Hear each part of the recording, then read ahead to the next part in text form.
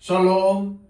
하나님께서 우리에게 평강을 주시고 오늘 하루도 평안 가운데 맞게 해주셨습니다. 오늘도 평강의 하나님만 바라보며 믿음 생활하시기를 축복합니다. 기도하겠습니다. 아버지 하나님, 우리에게 평강을 주셔서 이 하루를 평안 가운데 맞게 하심을 감사합니다. 오늘도 하나님의 평강을 우리의 삶에 누리기를 원합니다. 또한 평강의 하나님과 동행하기를 원합니다. 하나님, 무엇보다도 믿음을 더하여 주시옵소서. 예수 그리스도 안에 있으면 반드시 하나님께서 평강 가운데로 인도하신다는 사실을 믿게 하여 주시옵소서. 오늘도 하나님만 의지하기를 원합니다. 주님의 말씀에 순종하기를 원합니다. 우리의 삶을 이끌어 주시고 온전히 하나님만 주인으로 섬기며 따르게 하여 주시옵소서. 예수 그리스도의 이름으로 기도하옵나이다. 아멘. 다 함께 찬송가 268장 찬양 드립니다.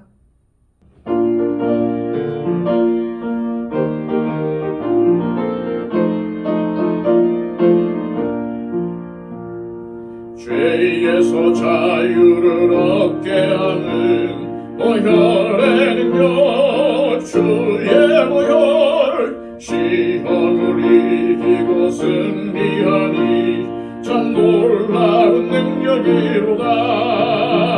주의 보혈 능력이 또다. 주의 피 믿어.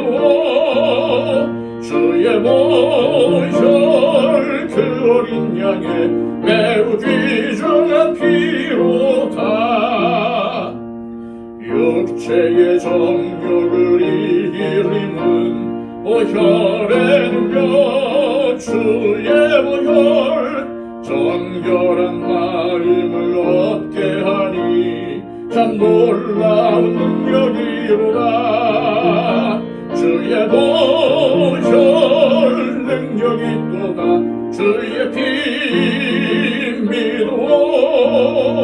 주의 보혈 그 어린 양의 매우 귀중한 피로다. 눈보다 더 희게 밝히는 것 보혈의 능력, 주의 보혈, 부정한 모든 것 밝히시니 참 놀라운 능력이로다. 주의 보혈 능력이 또다. 주의 피 믿어. 주의 보혈 그 어린 양의 매우 귀중한 피로다. 구주의 복음을 전할 제목 보혈의 능력, 주의 보혈, 날마다 나에게 찬송 주니 참 놀라운 능력이로다. 주의 보혈 능력이 또다. 주의 피 믿어. 주의 보혈 그 어린 양의 매우 귀중한 피로다.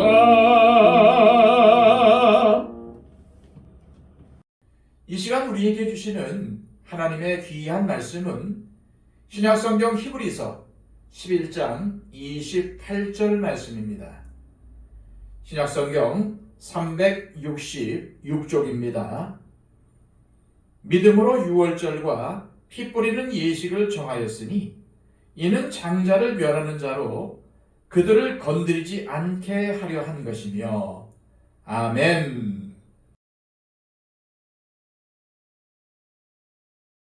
오늘은 지난 시간 다루지 못한 28절을 함께 묵상하겠습니다. 지난 시간 믿음의 사람 모세를 묵상하며 하나님께서 애굽에 내리신 10가지의 재앙은 양면적인 의미가 있다고 했습니다.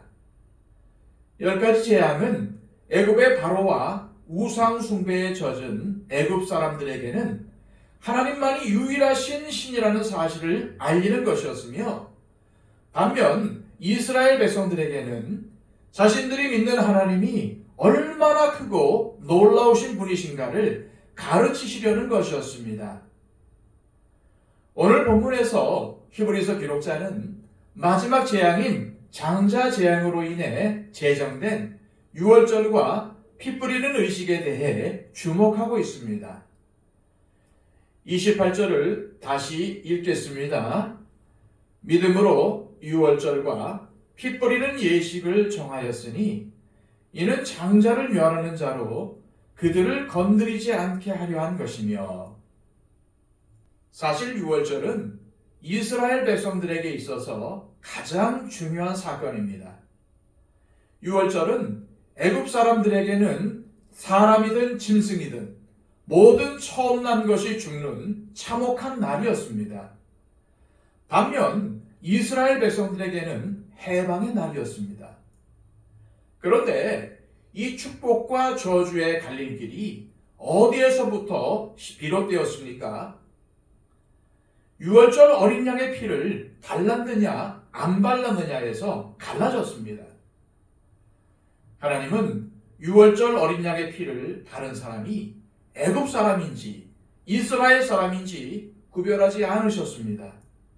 단지 믿음으로 어린 양의 피를 발랐느냐 안 발랐느냐만 보셨습니다. 이것에 따라서 결과가 크게 달라진 것입니다. 하나님께서 마지막 재앙인 장자 재앙을 내리시기 전에 이스라엘 백성들에게 이렇게 말씀하셨습니다. 출애굽기 12장 3절에서 13절까지의 말씀을 요약하면, 너희 각 사람이 흠없고 1년 된 어린 양을 취하여 14일까지 간직하였다가 해질 때에 그 양을 잡고 그 피로 양을 먹을 집 문 좌우 설주와 임방에 바르라. 내가 애굽 땅을 칠 때에 그 피가 너희가 거하는 집에 있어서 너희를 위하여 표적이 될지라. 내가 피를 볼 때에 너희를 넘어가리니 재앙이 너희에게 내려 멸하지 아니하리라. 여기서 하나님의 죽음의 사자가 장자 재앙을 내리지 않고 지나가는 유일한 기준은 그 집에 누가 사느냐 혹은 그 집이 부자냐 가난하냐에 있지 않습니다. 출애굽기 12장 48절에서 49절에 의하면 타국인이라도 상관이 없었습니다. 또 이방인들도 상관이 없었습니다. 다만 유일한 기준은 그 집에 어린 양의 피가 발라져 있느냐는 것이었습니다. 그렇다면 이 어린 양의 피에 무슨 효력이나 힘이 있었을까요? 사실 이 피에는 아무런 효력이 없습니다. 그냥 양의 피에 불과한 것입니다. 하나님께서는 문설주의 피를 바르지 않고도 얼마든지 이스라엘 백성들을 구원할 수 있으셨습니다. 그런데 하나님은 왜 굳이 양을 잡아서 피를 뿌리고 하는 복잡한 절차를 거치게 하신 것일까요? 그것은 믿음으로 어린 양의 피를 바르는 개개인의 신앙 고백이 중요하다는 것입니다.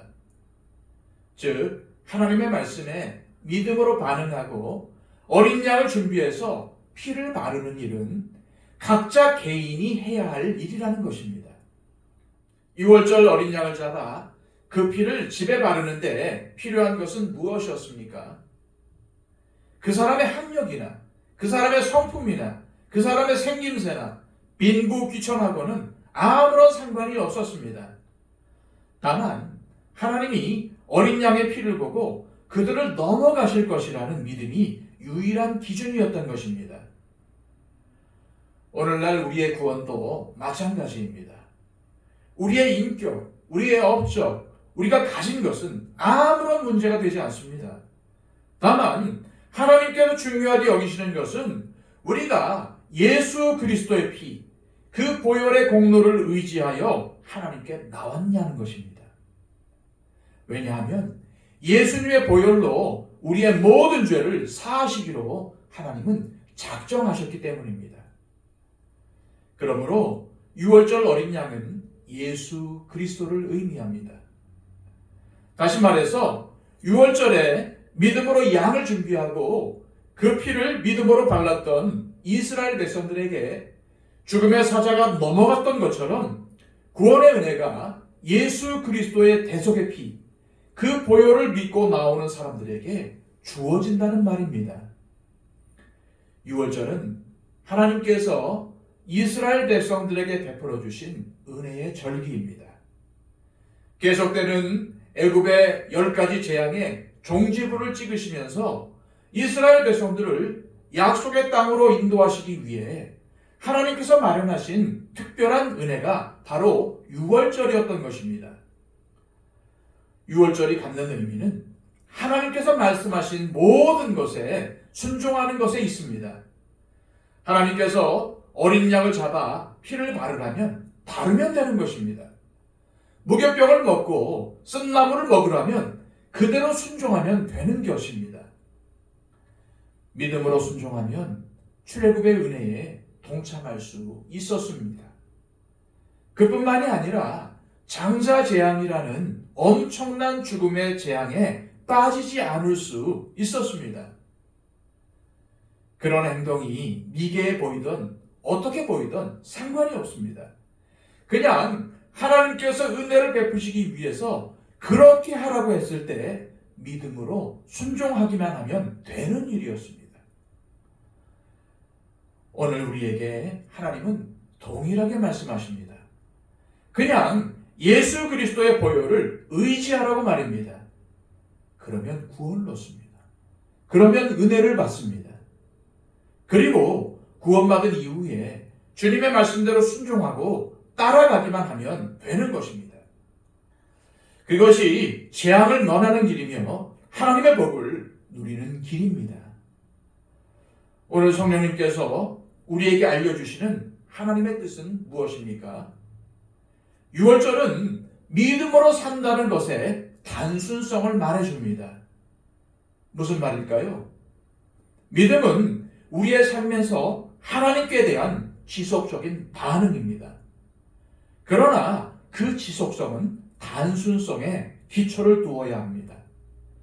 다시 말해서 믿음으로 사는 것은 복잡한 것이 아니라는 말입니다. 주님께서 가르쳐 주신 대로 사는 것입니다. 주님이 우리를 값주고 사셨고 우리의 주인이라고 하시니까 그대로 믿고 내가 주인 행세를 하지 않는 것이 믿음입니다. 다시 말해서 우리의 주인이신 하나님의 말씀에 순종하면 하나님의 은혜를 맛보게 되는 것입니다. 하지만 믿음은 하루 이틀 그렇게 살다가 마는 것이 아니라는 것입니다. 평생 그렇게 살아갈 때 그것이 믿음입니다. 따라서 믿음에는 반드시 소망이 필수입니다. 소망이 없는 사람은 믿음으로 살 수 없습니다.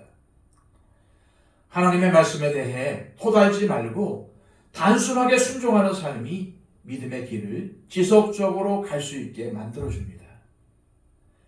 우리의 삶에 올바른 원리가 되시는 예수님을 붙잡았으면 의심하거나 불안해하지 말고 그분의 말씀에 순종하여 앞으로 나아가십시오.